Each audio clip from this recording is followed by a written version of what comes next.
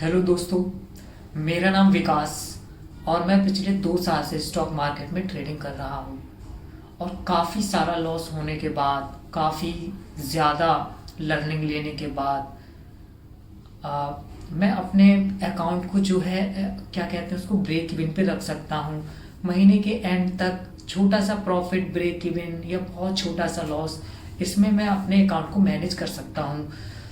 तो अभी मैं इसी फेज़ में हूँ। ये वीडियो बनाने का मकसद मेरा ये है कि बहुत सारे लोग जो अभी मुझसे पीछे हैं, जो मैंने अभी ट्रेडिंग अभी लगभग 6 महीने पहले अगर देखा जाए तो 6 महीने पहले ही मैंने एक कमिटमेंट की थी कि मैं अब ट्रेडिंग नहीं करूँगा।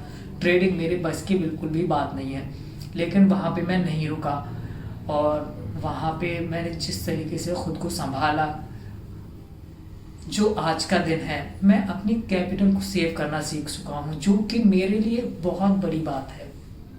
बहुत खुशी की बात है कि मैं अपने कैपिटल को कम से कम सेव कर पा रहा हूँ महीने के एंड तक। और धीरे धीरे जो भी गलतियाँ हमारी होंगी हम उसको सुधारेंगे। सबसे बड़ी गलती हमारी रिस्क मैनेजमेंट की होती थी और प्रॉफिट हम बहुत छोटे में निकल जाते थे, लॉस हम अच्छे खासे बड़े ले लेते थे।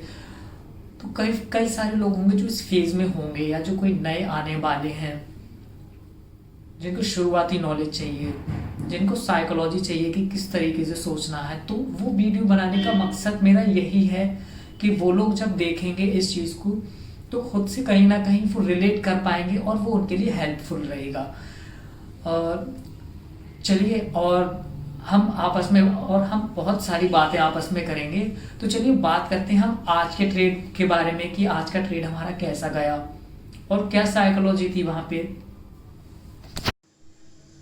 तो बात करते हैं हम आज के ट्रेड के बारे में।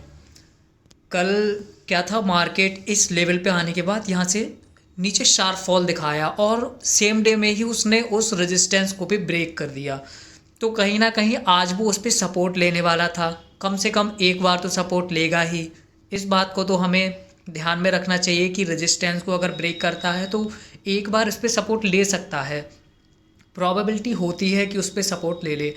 तो उसी बेसिस पे मैंने यहाँ पे पहले ही प्लान बना लिए कि मैं यहाँ पे बाइंग एंट्री करूँगा अगर मार्केट यहाँ पे सपोर्ट लेगा। मार्केट ओपन होते ही डायरेक्ट नीचे आया अपने सपोर्ट जोन पर, और लेकिन हम यहाँ पे एकदम से डायरेक्ट ऐसे ही बाई नहीं कर सकते क्योंकि हमारा कोई ऐसे सेटअप नहीं था। हमने केवल व्यू बनाया है कि हम बाइंग साइड रहेंगे। तो मैंने इस कैंडल में ये डब्लू पैटर्न मार्केट ने फॉर्म किया और इस कैंडल में मैंने अपनी एंट्री बना ली। इसमें एंट्री बनाने के बाद मार्केट मूव नहीं किया और इस कैंडल में आने के बाद जैसे ही यहाँ मार्केट यहाँ कहीं पे अपने टॉप पे था, इस कैंडल के टॉप पे था, मैंने यहाँ पे अपनी प्रॉफिट बुकिंग कर ली। प्रॉफिट बुकिंग करने का रीज़न क्या था? देखो, मार्केट में जब मैंने इस चार्ट में एंट्री बनाई तो मैंने ये सोच के एंट्री नहीं बनाई थी कि मुझे प्रॉफिट इतना मिलेगा या 2.5 पॉइंट मुझे मिलेंगे तो मैं निकल जाऊंगा। एंट्री जो मैंने बनाई थी वो मैंने सेम इसी टारगेट के लिए बनाई थी। ये जो टारगेट आप देख रहे हो ना, ये मैं बताऊंगा आपको ये टारगेट मैंने क्यों वहाँ पे बना के रखा था, ये टारगेट क्यों था मेरा, वो मैं आपको बताऊंगा अभी। जो मैंने एंट्री बनाई और इसके कैंडल के टॉप पे मैं यहाँ पे निकल गया, जिसमें मुझे लगभग 450 रुपये का प्रॉफिट हुआ, जो कि मेरी कैपिटल का 20% था। आप इसको देख के अंदाज़ा नहीं लगा पाओगे, लेकिन जब आप प्रीमियम चार्ट देखोगे तो आप उसमें देखना कि कैंडल किस तरीके से फॉर्म हुई हैं।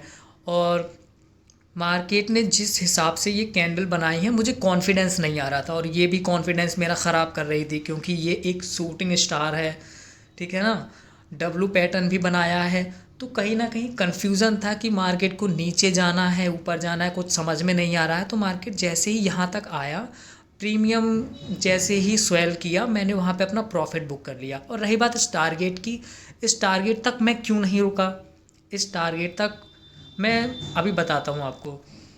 क्योंकि आप देखेंगे, जब आप पीछे देखेंगे तो यहाँ पे हमारा किसको रेजिस्टेंस फेस करता मार्केट, किस दिन को, यहाँ पे बीच में कुछ भी नहीं है, तो जाहिर सी बात है यहीं कहीं पे करता। तो मैंने इसको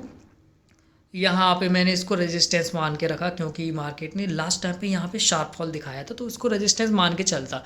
यहाँ तक का मैंने टारगेट रखा था, लेकिन मैं पहले ही जल्दी निकल गया क्योंकि मार्केट का आप देख सकते हैं कितना थोड़ा अनयूजुअल बिहेवियर है, इसलिए मैं यहाँ पे नहीं रोका मार्केट में। और उसके बाद मैंने एक यहाँ पे सेलिंग साइड का ट्रेड भी बनाया था, जिसमें मेरा स्टॉप लॉस हिट हो गया।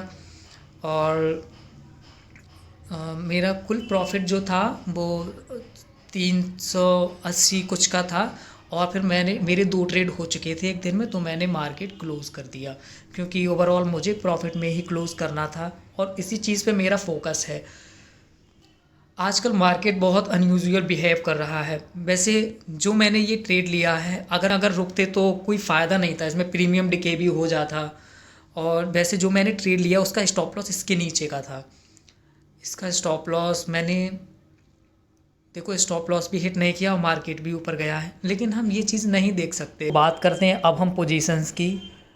ये हैं पोजीशन आज के केवल हमारे 2 ही ट्रेड थे। ऑर्डर्स में अगर हम देखें तो ये रिजेक्टेड ऑर्डर्स हैं, क्योंकि स्टॉप लॉस मेरा लगा हुआ था, तो वो सेल नहीं कर पाया मैं उसको, इसलिए रिजेक्टेड दिखा रहा है यहाँ पे। 2 ही ट्रेड थे। और वॉच लिस्ट में ये वही पुट है जिसमें मेरा स्टॉप लॉस हिट हुआ था। तो यही था। और मैं कोशिश करूँगा कि मैं जो भी ट्रेड लेता हूँ मैं आपके साथ ट्रांसपेरेंसी रखूँ, और ख़ुद पे बिलीव करना आप सीखिए। जैसे कि मैंने खुद पे बिलीव किया है, तभी मैं अपनी कैपिटल को प्रोटेक्ट कर पा रहा हूँ। और फ़ंड की अगर बात की जाए तो ऐसा भी नहीं कि मैं बहुत ज़्यादा बड़ा फ़ंड यूज़ करता हूँ। कोशिश करता हूँ कि मैं उसको 1 वीक तक बचा के रखूँ। जैसे कि अभी मैं आपको दिखाता हूँ, इसमें आप देख सकते हैं कि 2,900 रुपये अवेलेबल मार्जिन है। आज का प्रॉफिट इसमें ऐड कर दोगे तो 3,000 कुछ ऐसे ही हो जाएगा। और इसमें 1,500 रुपये थे, 1,500 या 1600-1700 रुपये इसमें थे। और जो हमारा कल का प्रॉफिट है, लास्ट डे जब भी ट्रेड हुआ था, तो उसमें हमारा 800 रुपये का प्रॉफिट था, तो वो इसमें ऐड हुआ है, तो ये लगभग 3,000 रुपये हो गए हैं इसमें। तो मैं क्या करूँगा कि अब इस वीक में मैं कोशिश करूँगा कि ये 3,000 रुपये यार बिल्कुल ख़त्म ना हो जाए। ऐसा नहीं है कि मैं अब इसमें 500 रुपये का स्टॉप लॉस ले लूँ, तो इतना कम फंड है। और फिर बैंक निफ्टी में लॉट भी छोटा हो गया है, तो हम क्यों ना छोटे स्टॉप लॉसेस लें और इसको मेंटेन करके रखें। तो वो चीज़ पे हम काम कर रहे हैं। और मैं कोशिश करूँगा कि मैं आपसे ट्रांसपेरेंसी रखूँ कि इस फंड का क्या हुआ। देखो, मैं आपको ट्रेड दिखाऊंगा तो हो सकता है कि ये ज़ीरो भी हो जाए, लेकिन अगर ये ज़ीरो हो जाएंगे तो मुझे कुछ फ़र्क नहीं पड़ेगा। मैं इसमें दोबारा 2,000 रुपये ऐड कर लूँगा, क्योंकि मैं अभी लर्निंग फेज़ में हूँ और मैं चीज़ों को सीख रहा हूँ। मिलते हैं किसी नेक्स्ट वीडियो में।